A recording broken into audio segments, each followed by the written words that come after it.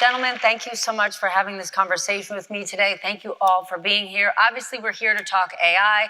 And just to put everything in perspective, Yoshua believes, just to make it broad, that the risk of AI potentially putting us into extinction should be considered a global risk like we look at pandemics and nuclear war.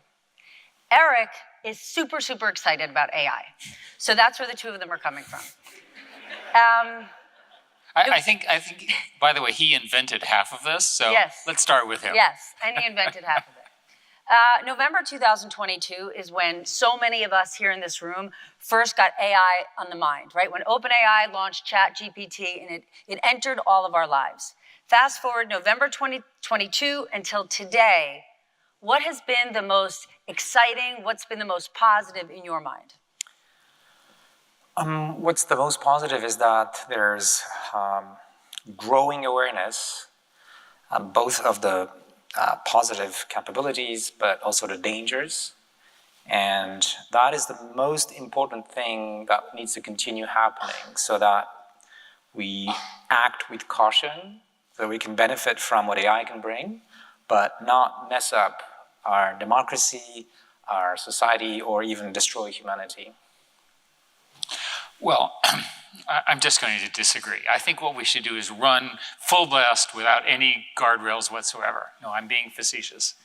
The potential for AI is so profound in terms of its ability, for example, an AI doctor, an AI tutor. Think of all of the problems that we have in society that I worry that we're going to somehow slow this thing down.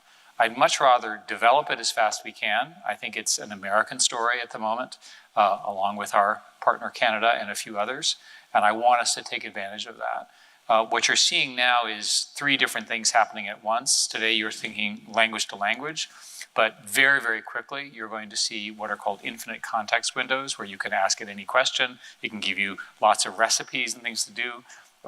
You can develop agents which learn things. And then finally, you can have a programmer that does what you want by telling it what you want and it'll write code for you. These are very powerful and very exciting. The issue is all of that power, which comes from intelligence, the intellectual cognitive capabilities that are growing, are dual use, as you know. And there's no way to separate the ability of AI to do something very impactful from what are the goals that we ask the AI. And if we can't find a way to control that, to make sure that AI is going to act in a moral way, that it's not going to fall in the hands of people who might, turn it against us, that we know how to design it so that, there's going to be no accident where it becomes autonomous and dangerous, then all of these good things are wasted. Right, so we absolutely need to clear the fog. Right now, scientists really have no idea how to build an AI that will do what we want, that will behave according to our norms, our laws, our values, and that is a big problem. But we all have different values. So who decides what's a moral way? There is, in principle, a very easy answer. We already have this problem, It's called democracy. And it's at risk. It's at risk because of AI and other things, but yes. I wouldn't trust an AI to decide for humanity what is right and wrong. We have to be the ones taking those decisions, collectively, of course. But again, who's the we?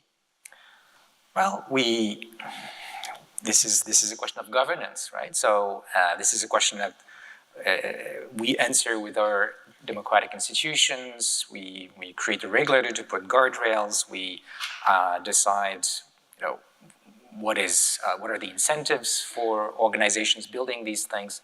These are collective decisions, normally through our governments. This is the role of government in a world where democracy works, of course.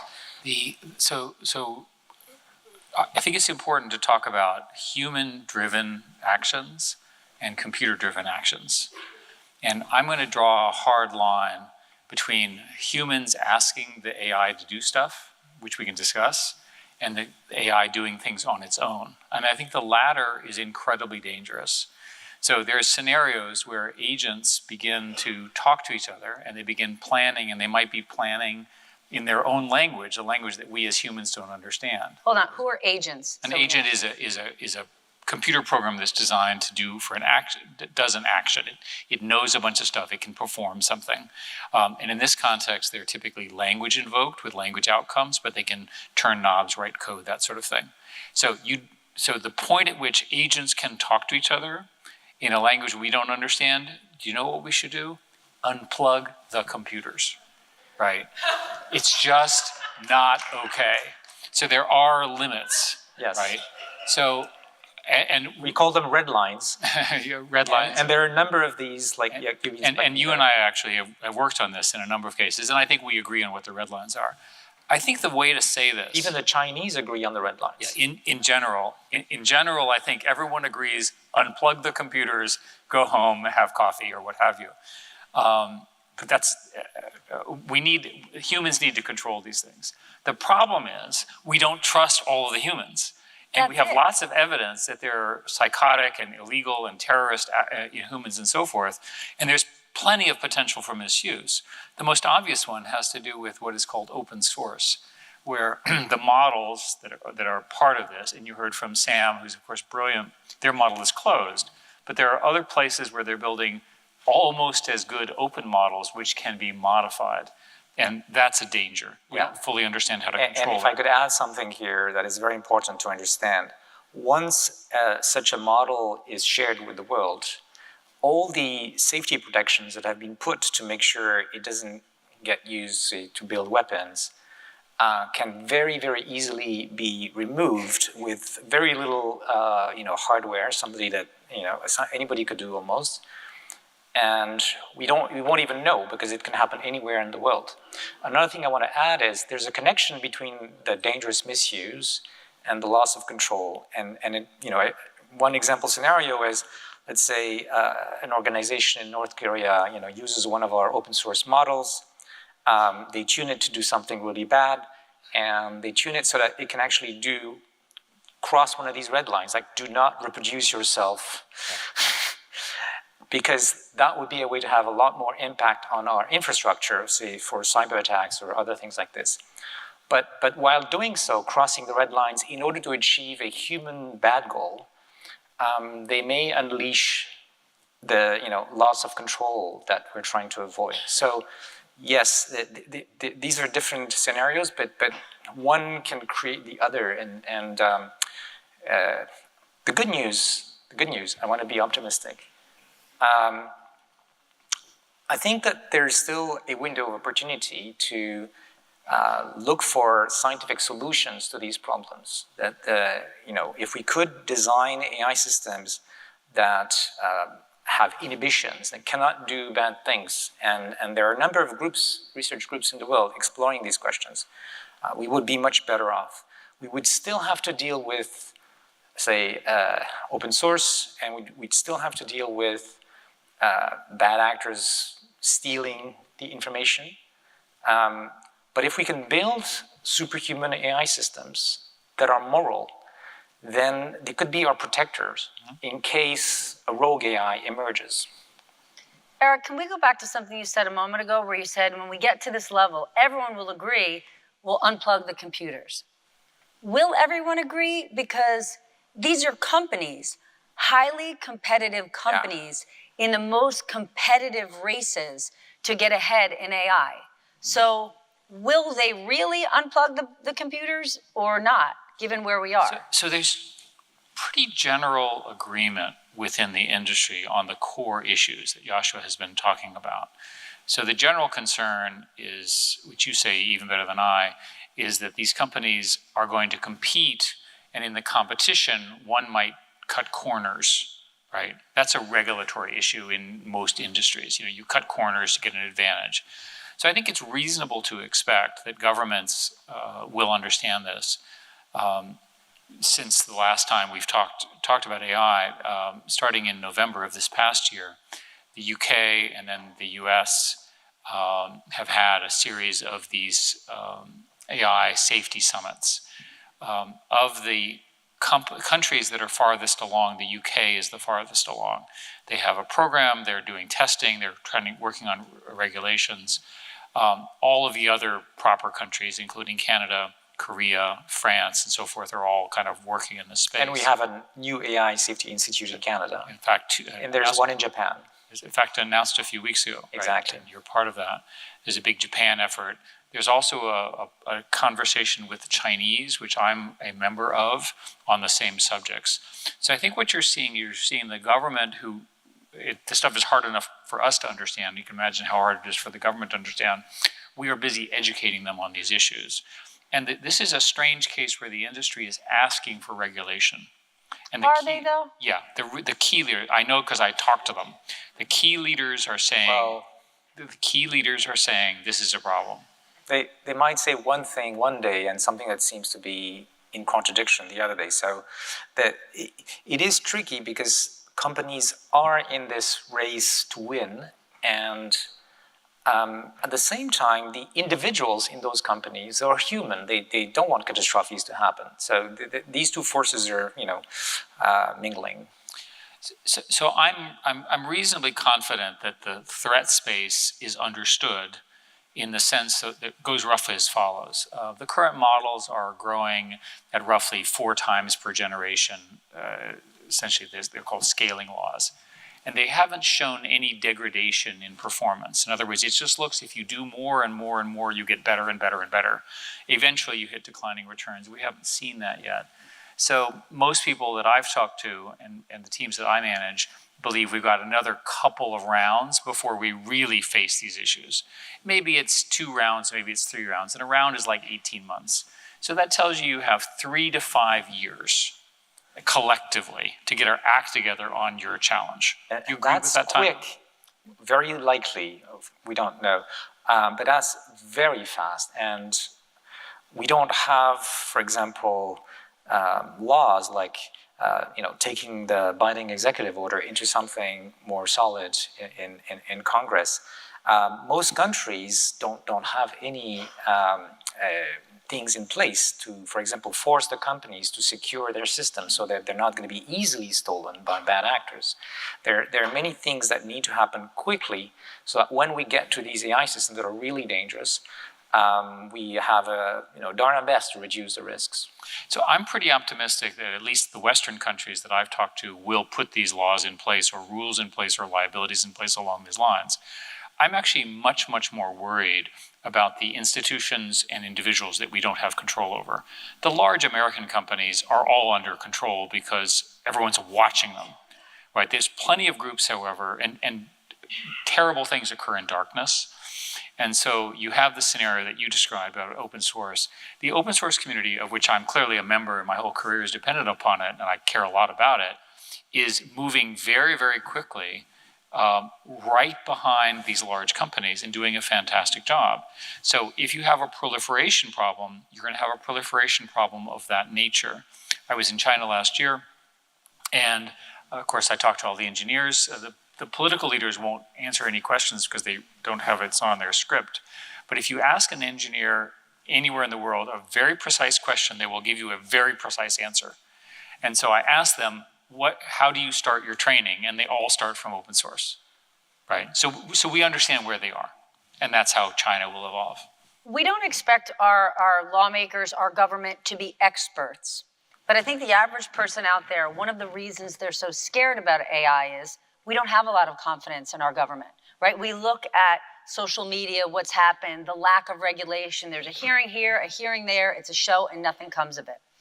Do you believe, they're obviously not experts, but our government has an idea of what AI is and the risks ahead? I think right now the White House around the world is the place where there's the greatest understanding of the risks.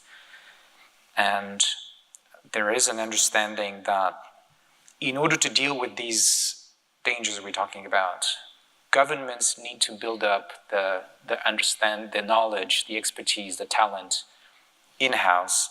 They can also work with external organizations, Is that happening? It is happening. There are nonprofits, for example, working on building what's called evaluations to see whether an AI could have dangerous capabilities, for example. So governments should recruit a lot more, should be flexible to make sure they can attract those people, but can also work with other parties, and I think should also work with other governments around the world, because we're not going to solve these problems even if we do all the right things here in the US.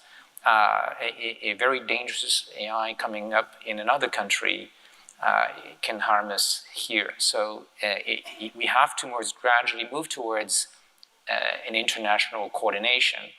It's starting, but we need to accelerate that process. One of the things to know is that these training runs take so much power and so much computing that it's probable that the secret people know where they are, right? So even if somebody were not compliant, the various people who watch for national security probably know. I don't know, but I guess that. And in any case, in the US, the Senate held a series of hearings, which I was a part of, involving 2 Republican senators and 2 Democratic senators, that really advanced the conversation. The House is doing something similar. Everything has just ground to a halt because it's an election year.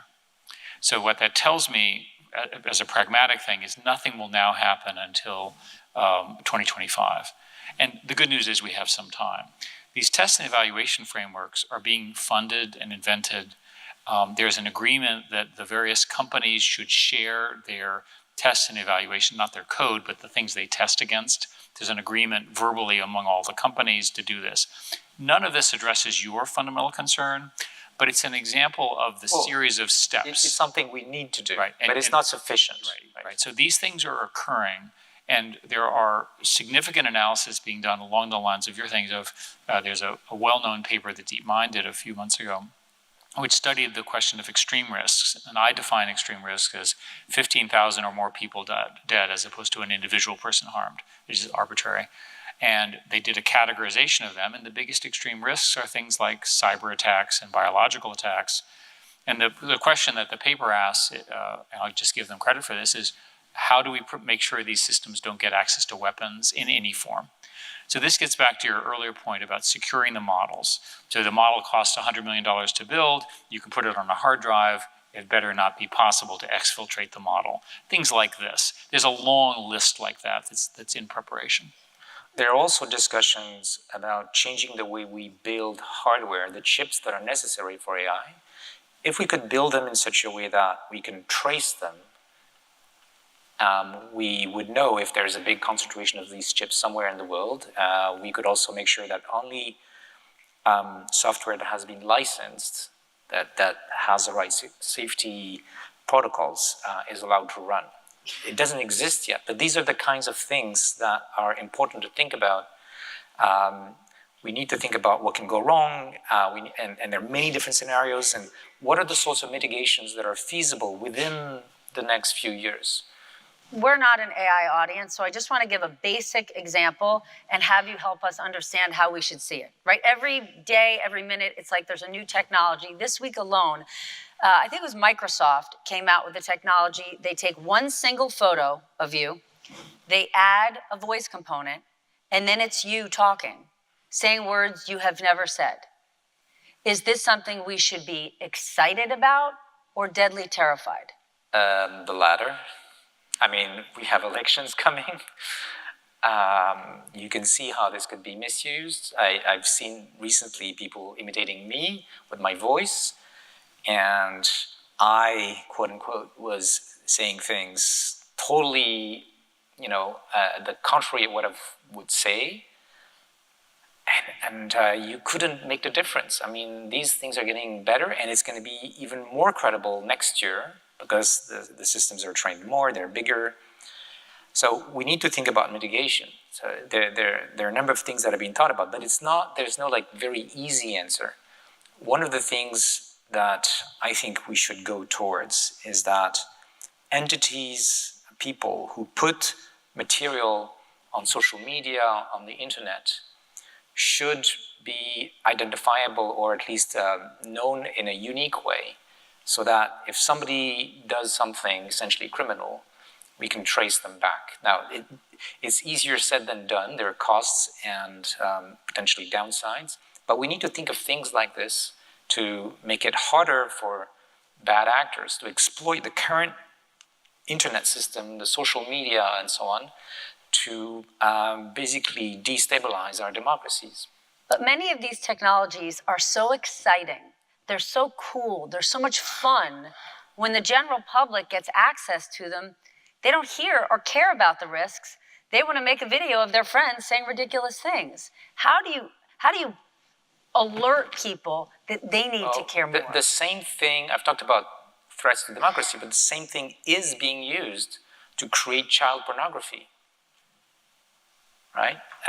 There are frauds that cost millions and millions of dollars that are happening because you can imitate people, their voice, their face. So I think it's pretty urgent that we take the issue of how AI can be misused seriously, and we have to change things in the way we organized in order to deal with that. The misinformation tools that you're describing are in open source and are being used by bad actors around the world, including nation states, China, North Korea, et cetera, et cetera. So the burden, most people will encounter misinformation on social media because most people are on social media. So the burden... And if it's information they like, they'll believe it. So, and the social media companies, as a general rule, have a conflict of interest because on the one hand, they want accuracy, but they also want revenue. And the best way to increase revenue is to increase engagement. The best way to increase engagement is with outrage. So if we take you and we have you say something outrageous, you're going to get a lot more views than your normal professorial speeches, if I may say that. And so this is a cheapening of discussion in a democracy. So the technical solutions are exactly as Yoshua said. You need to mark the content from where it came from, and you need to also know who the users are so you can hold them accountable. The question as to how the social media companies should work is an issue for debate in a democracy. Now, I'm sufficiently optimistic that I think our democracy will face this challenge and get through it. We faced television and other sort of changes in the body politic. But the fact of the matter is, right now, people have been trained since birth to believe what they hear and what they see. And it is a significant change for every human being to learn that the majority of what you see may or may not be. Yeah. Learning to be critical of what you're seeing, which seems to be very much missing in this political year in America, seems like a really key component. And we're going to need training, right? We're going to need to see lots of examples of these things to become suspicious. Things that look like maybe it's too good to be true, or it doesn't match your expectations. The issue I see with, for example, putting the right rules in social media is, as you said, it's going to create costs for them and friction. So, for example, in the case of accounts, they want it to be easy for people to create new accounts because, of course, that's more money.